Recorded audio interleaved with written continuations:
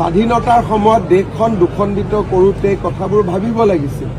বাংলাদেশী খেদা এতিয়া আৰম্ভ কৰিছোহে।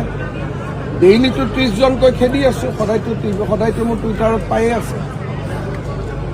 আৰু অলপ বেছিকৈ ভাল কৰিও খেদিম, প্লেনিঙো কৰিলোঁ। এতিয়া সুপ্ৰিম কোৰ্টে ডিষ্ট্ৰিক্ট খেদাৰ পাৱাৰটো দি দিলে। এই ডেভেলপমেণ্টটো 1 বছৰত হৈছে। আজি ৰাতিপুৱাওতো 30টা গৈছে। মোৰ টুইটাৰত দেখিয়ে পাব আপোনালোকে, সদায়তো মই দিয়ে দিম। এইটো উন্মুক্ত দুখন দেশ, লখিমপুৰ ধেমাজিৰ মাজত আপুনি যিমানে বৰ্ডাৰ ফেন্সিং নকৰে কিয় মাটিৰ তলেদি গাঁত খান্দিটো সোমাবই পাৰে।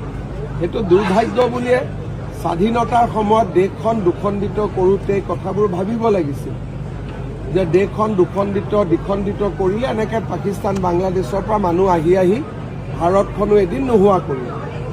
তেতিয়াই কি কৰিব লাগিছিল যে ভাৰতখন হিন্দুৰ দেশ, পাকিস্তানখন মুছলমানৰ দেশ, বা পাকিস্তানো হিন্দু মুছলমানৰ দেশ, ভাৰতো হিন্দু মুছলমানৰ দেশ। কংগ্ৰেছে এইবোৰ নকৰাৰ কাৰণে আজি আমি ফলটো ভোগ কৰি আছো, সেইকাৰণে আমি যুঁজিবলগীয়া হৈছে।